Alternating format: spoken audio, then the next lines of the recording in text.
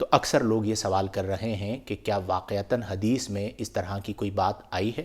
اور اگر آپ کے پاس کوئی اس طرح کا میسج آ جائے تو اسے ڈیلیٹ کر دیجئے۔ اور یہ صرف رمضان سے خاص نہیں ہے، بعض اوقات ربیع الاول کے حوالے سے بھی چلتا ہے۔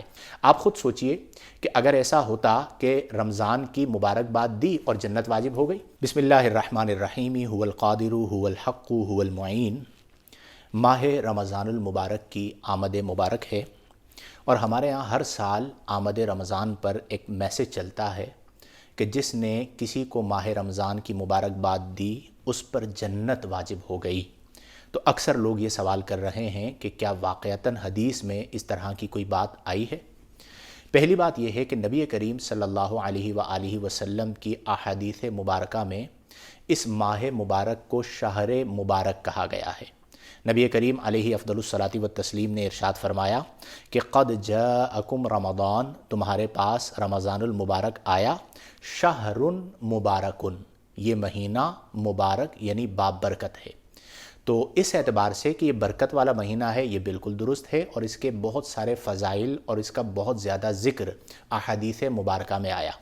نبی کریم علیہ افضل الصلاۃ والتسلیم فرماتے ہیں کہ اذا جاء رمضان، جب رمضان آتا ہے، فتحت ابواب الجنہ، جنت کے دروازے کھول دیے جاتے ہیں، وغلقت ابواب جہنم، اور جہنم کے دروازے بند کر دیے جاتے ہیں، وسلسلت الشیاطین، اور شیاطین کو قید کر دیا جاتا ہے۔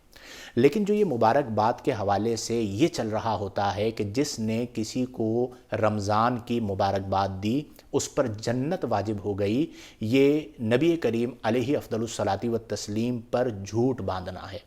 اس طرح کی کوئی روایت، اس طرح کی کوئی حدیث، اس طرح اور اس سے ملتے جلتے الفاظ پر مشتمل کوئی روایت موجود نہیں ہے۔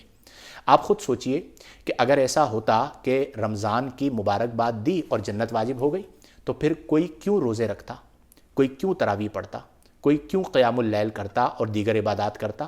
نبی کریم علیہ افضل الصلاۃ والتسلیم نے فرمایا کہ من کذب علی متعمدا فلیتبوأ مقعدہ من النار، کہ جو مجھ پر جان بوجھ کر جھوٹ باندھے اسے چاہیے کہ وہ اپنا ٹھکانہ جہنم کو بنا لے۔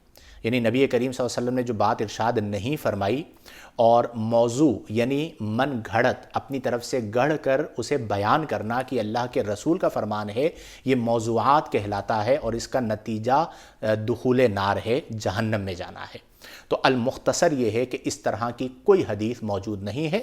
ہاں، اس کے بغیر کوئی کسی کو کہتا ہے کہ جی رمضان مبارک ہو، جیسے ہمارے ہاں میسیجز چلتے ہیں، تو شرعی طور پر اس میں کوئی مذائقہ، کوئی قباحت نہیں ہے۔ لیکن یہ میسیج چلانا کہ اگر آپ نے کسی کو ماہ رمضان کی مبارکباد دی تو اس پر جنت واجب ہو جائے گی، یہ گناہ جاریہ ہے۔ اپنے آپ کو اس سے بچائیں، اور اگر آپ کے پاس کوئی اس طرح کا میسیج آ جائے تو اسے ڈیلیٹ کر دیجئے۔ اور یہ صرف رمضان سے خاص نہیں ہے، بعض اوقات ربیع الاول کے حوالے سے بھی چلتا ہے کہ جس نے ربیع الاول کی مبارکباد دی اس پہ جنت واجب ہو گئی۔ تو اس طرح کی کوئی حدیث موجود نہیں ہے۔